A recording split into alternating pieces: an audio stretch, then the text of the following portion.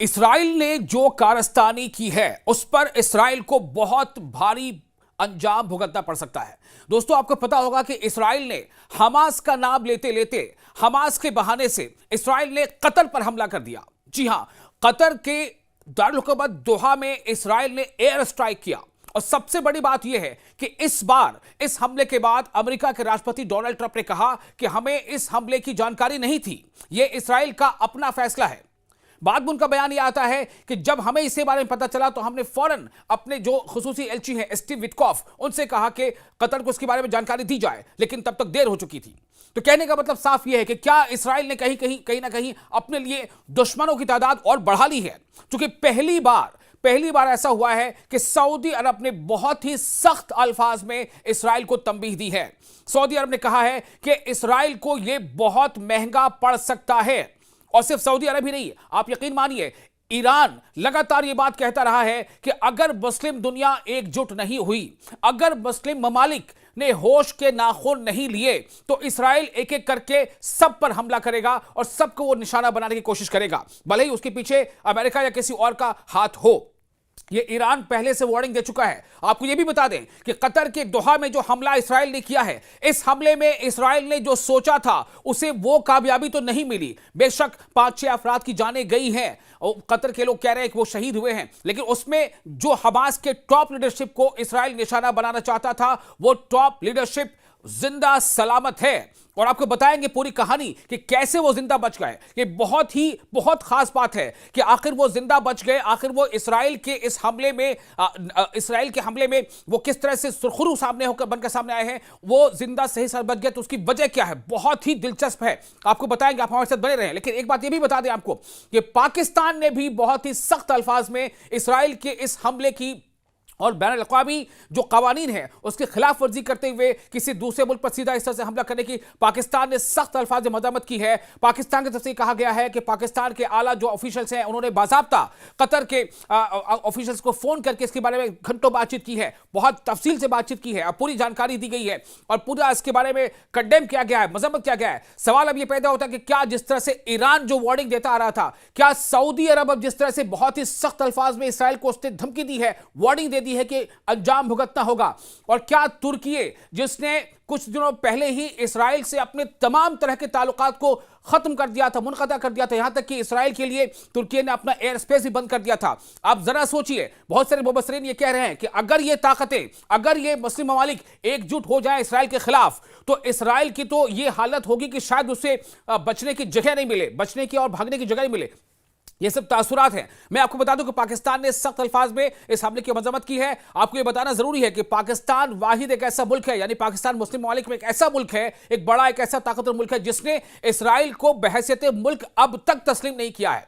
तो कतर में हमास सरबरा और बड़े कायदीन कैसे बाल बाल बच गए, पहले आपको यह बता देता हूं। दरअसल यह बहुत ही दिलचस्प है इसको जानना, लेकिन उसके पहले यह भी बता दें कि कतर के दोहा में जो इसराइल ने एयर स्ट्राइक किया उसकी मजम्मत चीन ने भी सख्त अल्फाज में की है, उसकी मजम्मत जापान ने भी सख्त अल्फाज में की है। इनके सरबराहान ने क्या कहा है ये आपको आगे बताएंगे, लेकिन पहले आपको यह बता देते हैं कि जो इसराइल ने जो नापाक मंसूबा बनाया था और जिस नापाक मंसूबे के तहत इसराइल यह चाहता था कि हमास के टॉप लीडरशिप को खत्म कर दिया जाए, एक ऐसे वक्त में इसराइल ने हमास की टॉप लीडरशिप पर दोहा में, कतर के दोहा में हमला किया, जब ये टॉप लीडरशिप वहां पर मीटिंग के लिए इकट्ठा हुई थी। आप सोचें कि जब मीटिंग के लिए तमाम जब की लीडर्स हैं, तमाम जो बड़े सरबराहान हैं, वो जब इकट्ठा होते हैं तो उन पर अगर उस वक्त कोई हमला हो जाए, इसका मतलब क्या है कि एक साथ तमाम जो की लीडर्स उनकी मौत हो जाए। ये इसराइल ने सोचा था, जिसमें उसे नाकामी मिली है। उल्टा ये हुआ है कि इसराइल के खिलाफ पूरी मुस्लिम दुनिया में गम और गुस्से की एक तेज लहर पैदा हो गई है। तो कतर में हमास सरबराह और बड़े कायदीन कैसे बाल बाल बच गए, ये आपको बता देता हूं।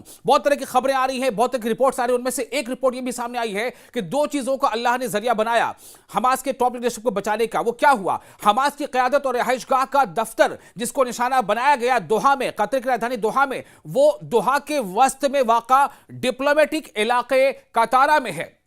यानी कि वो एक ऐसा इलाका है जहां पे और भी कई डिप्लोमेटिक इंस्टीट्यूशंस हैं, जो कई मगरबी सिफारत खानों जैसे कि स्पेन का सिफारत खाना, जैसे कि कीनिया का सिफारत खाना और फिलिपाइन के सिफारत खाने के करीब है। यानी कि ऐसी जगह पर वो था कि अगर वो हमला थोड़ा भी इधर उधर होता चूकता तो दूसरे मुल्क के सिफारत खाने पर हमला हो सकता था। तो इसको लेकर के टारगेट करना काफी मुश्किल था। एक ये वजह रही। बमबारी बिल्कुल 3:35 के एकदम आसपास जो वक्त बताया जा रहा है कि 3:35 पर, और कतर में इस वक्त जो है वो नमाज असर का वक्त हो रहा होता है। असर की अज़ा के बाद चंद मिनटों में ये बमबारी इसराइल की तरफ से हुई हुदोहा में, और इसने रिहायशी कॉम्प्लेक्स की कई इमारतों को निशाना बनाया जिनमें हमास की रहनुमा और कायदीन के घर भी शामिल थे। लेकिन सबसे अहम बात यह है कि बमबारी से चंद मिनट पहले ही हमास की क़यादत असर की नमाज पढ़ने के लिए मस्जिद गई थी, जिससे वो महफूज रहे। ऐसी भी एक बात सामने आ रही है क्योंकि मस्जिद दफ्तर से कुछ फासले पर थी, और उस वक्त जब इसराइल ने दफ्तर को हमला का निशाना बनाया, उस वक्त हमास के जो टॉप लीडरशिप थी वो वहां से निकल चुकी थी नमाज के लिए। इसराइली फजाई हमले ने खासतौर पर गजा में हमास के सरबराह को कई उनका नाम लेना शायद भी मुनासिब नहीं होगा, तो हमास के सरबराह को के दफ्तर को निशाना बनाया, और इसके साथ ही सिक्योरिटी और मुहाफिजीन के कमरे भी निशाने पर थे। आपको बता दें कि हमास का एक आला रहनुमा का एक दफ्तर कतर के दोहा में भी है। जिनको ये जानकारी पहले से नहीं है उनके लिए जानकारी दे दूं कि हमास लीडरशिप का एक जो हेडक्वार्टर है या एक दफ्तर कह ले, और उनके साथ साथ बहुत सारे उनके क्वार्टर्स वो कतर के दोहा में भी हैं। इसलिए वहां पर एक मीटिंग होने वाली थी हमास के टॉप लीडरशिप की, जिसको इसराइल ने निशाना बनाया।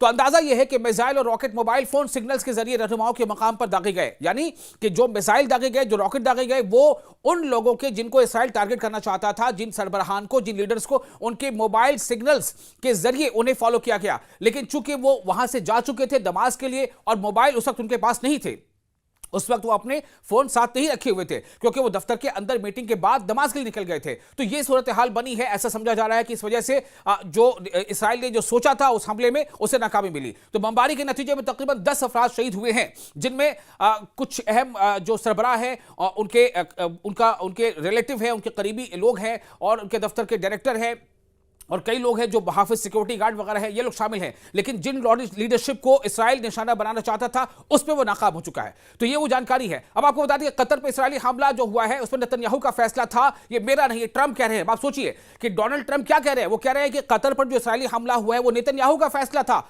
मेरा नहीं। ये डोनाल्ड ट्रंप का कहना है। इस तनाजुर में सऊदी वज़ीर खारजा ने अपने मिस्री हम मनसब बदर अब्दुल बाती और उर्दनी वजीर खारजा ऐमन अस-सफदी से भी अलहदा टेलीफोन पर गुफ्तगू की है। यानी आप ये समझ लीजिए कि पूरे मुस्लिम ममालिक में इसको लेकर के बहुत जबरदस्त बेचैनी है, और सभी को ये लग रहा है कि ये तो शायद हद से बात ज्यादा आगे बढ़ गई है।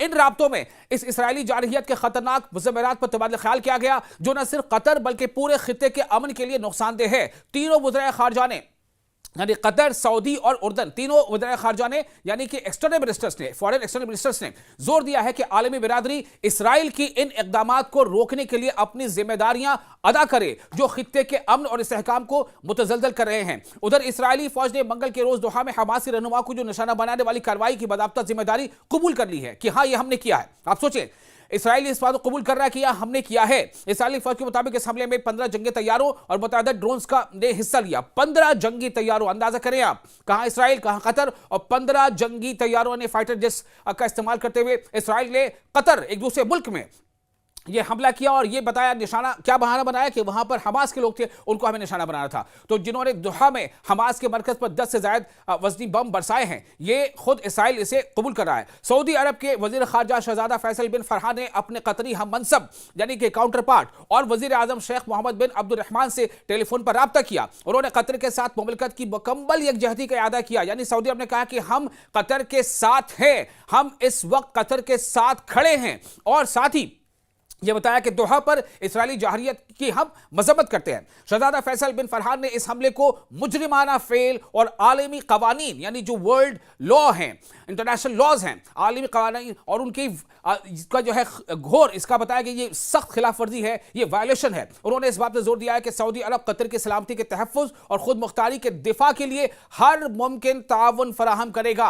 आप सोचें, एक तरफ सऊदी अरब इस तरह से खुलकर कतर के साथ खड़ा है, वहीं उर्दन से उसकी बातचीत हो रही है। ईरान ने भी सिग्नल दिया है कि वक्त आ गया है कि जो जितने मुस्लिम ममालिक हैं वो एक साथ हो जाए, वरना इसराइल जो है वो इसी तरह के अमल को दोहराता रहेगा। आप देखिए अब तक कितनी चीजें हो चुकी हैं। इसराइल और जिसकी पुष्टप्राही लगातार अमेरिका करता रहा है, ये सब कुछ जानते, ये दुनिया जानती है इस बात की। आप अफगानिस्तान को देख लें, आप इराक को देख लें, आप शाम को देख लें, आप लेबनान को देख लें, आप ये तमाम चीजों में देखिए क्या हालात पैदा हो रहे हैं। अभी हालिया वक्त में ईरान पर जो हमला हुआ था, तो अमेरिकी सदर डोनाल्ड ट्रंप ने कहा है कि वो इसराइल की जानिब से कतर पर किए गए फिजाई हमले से खुश नहीं है, जिसमें इसराइल ने हमास के सियासी रहनुमाओं को निशाना बनाने की कोशिश की। मशरिक़ वस्ता से मुतालिक पूछे गए सवाल के जवाब में ट्रंप ने कहा कि मैं बिल्कुल मुकम्मल बयान जारी करूंगा। यानी कि उनका यह कहना है कि हम इसके बाद में और कुछ बातें बताएंगे, लेकिन पहले ये बातें दो तरह से सामने आ गई हैं। एक तरफ डोनाल्ड ट्रंप ये कह रहे हैं कि हमें इस हमले की जानकारी नहीं थी जो इसराइल ने कतर में किया। साथ ही ये कह रहे हैं कि जब हमें इसकी जानकारी मिली तो हमने अपने खुसूसी एलची स्टीव विटकॉफ को बताया कि वो कतर को यानी दोहा को मुतला करे, लेकिन तब तक देर हो चुकी थी। बहरहाल ये तमाम चीजें सामने आ रही हैं और इसके अब यही लग रहा है कि इस बारे में क्या कुछ कहा जा सकता है, क्योंकि अमेरिका कहीं ना कहीं उसकी भी जो पुष्टपनाही लगातार इसराइल के साथ है वो खुलकर अब सामने आ रही है। वो जितनी इसको चाहे चादर ढकने की कोशिश करे, ये उसमें कामयाब होता नजर नहीं आ रहा है। एक और आपको खबर दे दें कि अमेरिकी सदर ने पेरिस कॉन्फ्रेंस मंसूख कर दी है, जिसमें सहाफियों को कतर में हमास के दफ्तर पर इसराइली हमले से मुताल्लिक सवाल पूछा जाना था। ये एक इंपॉर्टेंट बात है। ट्रंप ने मजीद बताया कि उन्होंने फौरी तौर पर अपने खुसूसी एलची स्टीव विटकॉफ को कतरी हुकाम को मुतवक्का हमले से आगाह करने की हिदायत दी थी, लेकिन बदकिस्मती से इत्तला वक्त पर न पहुंच सकी। उनका कहना था कि इसराइली हमला अमन के लिए एक मौका भी साबित हो सकता है। उन्होंने कतर के अमीर और वजीर आजम को यकीन दिलाया है कि ऐसा दोबारा नहीं होगा। ये कौन यकीन दिला रहा है? अमेरिका। लेकिन अगर पहली बार हो गया तो उसका जिम्मेदार कौन होगा, उसकी सजा क्या होगी, इसके बारे में अमेरिका की जुबान बंद है। उन्होंने ये बातें सामने कही हैं। अब आपको बताते हैं कि इलाकाई सलामती के लिए खतरा है, ऐसा किसका कहना है? जापान का। जी हां, जापान ने भी इसराइल के इस हमले की मजम्मत की है। जापान का कहना है, जापान की काबीना के चीफ सेक्रेटरी योशिमासा हयाशी का कहना है कि टोक्यो कतर के दारुल हुकूमत दोहा पर इसराइली हमले की सख्त मजम्मत करता है और इसे कतर की खुद मुख्तारी और इलाकाई सलामती के लिए खतरा समझता है। हयाशी ने अपने बयान में इस हमले को गजा में जंगबंदी और यरगमालियों की रिहाई के लिए जारी सिफारती कोशिशों में रुकावट करार दिया। उन्होंने कतर के साथ इजहार यकजहती करते हुए इसराइल पर जोर दिया है कि वो मुज़ाकरात की मेज पर वापस आए। अब आपको बताते हैं कि चीन का रद्द अमल क्या है। चीनी वज़ारत खारजा की तरफ से दोहा पर इसराइली हमलों की मजम्मत की गई है। चीन की वज़ारत खारजा ने बुध के रोज दोहा पर इसराइली हमलों की मजम्मत करते हुए कहा है कि वो इसराइल की तरफ से कतर की इलाकाई खुद मुख्तारी यानी इंडिपेंडेंस संप्रभुता की खिलाफ वर्जी की सख्ती से मुखालफत करता है और वो इसराइल को कंडेम करता है। चीनी वज़ारत खारजा के तर्जुमान लिन जियान ने एक बाकायदा प्रेस कॉन्फ्रेंस को बताया कि चीन को हमलों के बायस कशीदगी में मुमकिना इजाफे पर गहरी तशवीश है। कतर में हमास रहनुमाओं पर हमला इसराइल को महंगा पड़ सकता है। ये बहुत सारे अस्करी यानी कि जो मिलिट्री एक्सपर्ट्स हैं उनका कहना है। इसराइली फौज की जानिब से दोहा में हमास के रहनुमाओं को निशाना बनाने और 10 से ज्यादा भारी हथियारों से इनके मुज़ाकरात पर, इनके मराकज़ पर हमले के बाद कई अहम सवाल जन्म ले रहे हैं। सबसे बढ़कर यह है कि इसराइल ने ऐसी कार्रवाई क्यों की, इसके मुज़ाकराती जंग में जंगबंदी पर क्या असरात होंगे। यानी सीज फायर को लेकर जो कोशिश चल रही थी, सीज फायर को लेकर जो कोशिश चली थी, तो क्या इसका असर पड़ेगा? क्या इसराइल नहीं चाहता है कि सीज फायर हो? क्या इसराइल की मंशा यही है? और वज़ीर आज़म बेंयामिन नेतन्याहू जो इसराइल के वज़ीर आज़म हैं, उन्होंने इससे क्या हासिल करना चाहते हैं? साथ ही बैनुल-अक़वामी कानून के मुताबिक एक खुद मुख्तार मुल्क पर हमले के मुज़म्मरात क्या हो सकते हैं? क्या इसराइल इसी तरह से जो है किसी भी मुल्क पर हमला करता रहेगा? ये एक बहुत बड़ी बात है। बिसरी अस्करी उमूर के माहिर और college of command and staff के lecturer lieutenant general Usama Kabir ने बहुत सारे ऐसे एजेंसी से बात करते हुए कही है। उन्होंने गुफ्तगू में बताया है कि नेतन्याहू का असल मकसद क्या है। उनके मुताबिक नेतन्याहू अपने कैदी फौजियों की परवाह करते हैं और न ही उनके खानदानों की। वो चाहते हैं कि कैदियों को हमास के हाथों ही खत्म कर दिया जाए ताकि जंग जारी रहे, क्योंकि जंग का खात्मा उनके सियासी जिंदगी के अंजाम, हुकूमत के टूटने और जेल की राह हमवार करेगा। इसीलिए वो हर कीमत पर जंग को दहकाए रखना चाहते हैं। इस बारे में बहुत सारी मजीद बातें हैं।